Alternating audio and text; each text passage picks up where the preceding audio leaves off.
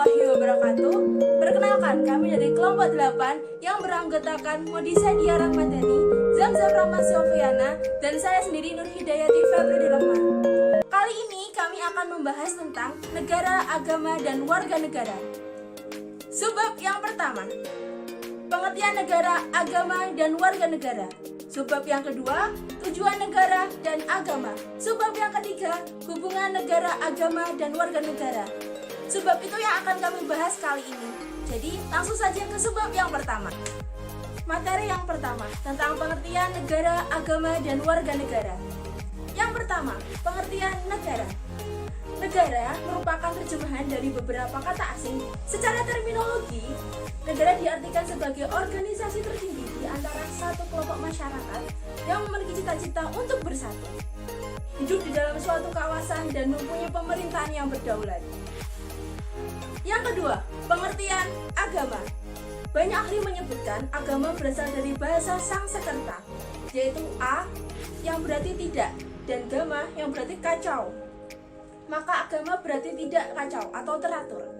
Dengan demikian, agama itu adalah peraturan, yaitu peraturan yang mengatur keadaan manusia maupun mengenai sesuatu yang gaib, mengenai budi pekerti dan pergaulan hidup bersama. Yang ketiga, pengertian warga negara.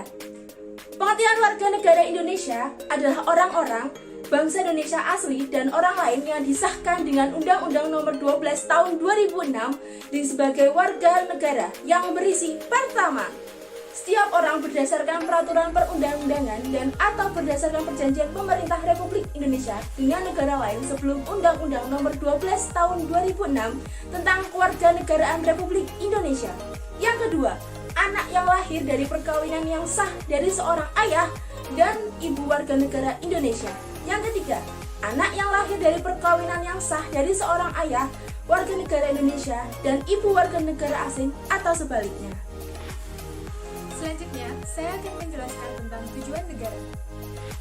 Sebagaimana tercantum dalam alinea keempat, pembukaan Undang-Undang Dasar Negara Republik Indonesia tahun 1945 menyatakan bahwa tujuan pemerintah Indonesia ialah 1. Melindungi segenap bangsa Indonesia dan seluruh tumpah darah Indonesia.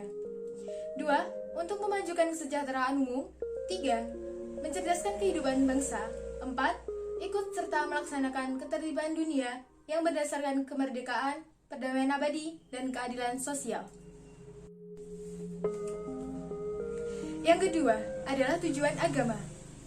Agama mempunyai tujuan untuk menjadi tatanan kehidupan atau aturan yang berasal dari Tuhan Yang Maha Esa, di mana hal tersebut nantinya mampu membimbing manusia menjadi seseorang yang berakal dan berusaha mencari kebahagiaan hidup di dunia maupun di akhirat. Selain itu, agama juga mengajarkan kepada para penganutnya agar dapat mengatur hidupnya sedemikian rupa guna memperoleh kebahagiaan untuk diri sendiri dan juga masyarakat.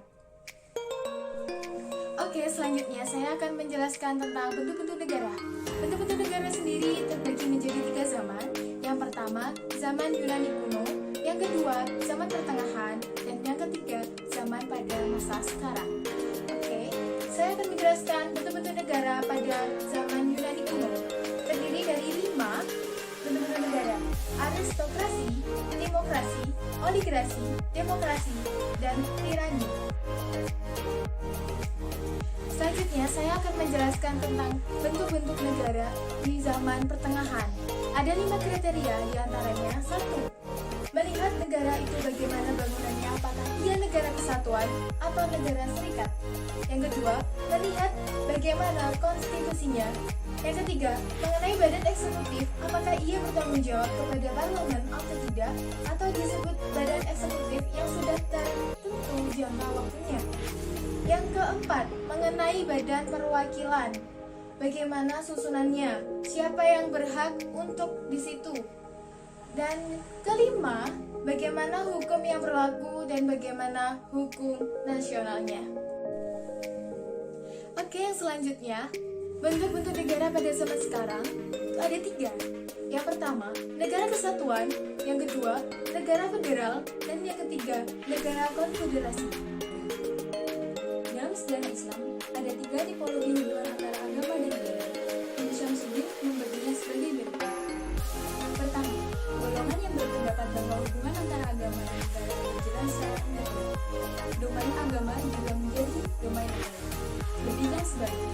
sehingga hubungan antara agama dan negara tidak ada jarak dan berjalan menjadi satu kesatuan.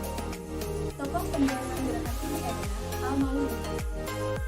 Yang kedua adalah golongan yang berpendapat bahwa hubungan antara agama dan negara berjalan secara simbiotik dan dinamis dialektis, bukan berhubungan langsung, sehingga kedua wilayah masih ada jarak dan kontrol masing-masing, sehingga agama dan negara berjalan berdampingan. Dari segi gerakan politik, hubungan antara agama dan negara di Indonesia mengalami perkembangan dalam bentuk oposisi, alienasi, dan integrasi. Tiga tipologi gerakan agama tersebut telah mengalami dinamika yang progresif dan silih berganti. Sekian presentasi dari kelompok kami. Bila ada salah kata, kami mohon maaf. Wassalamualaikum.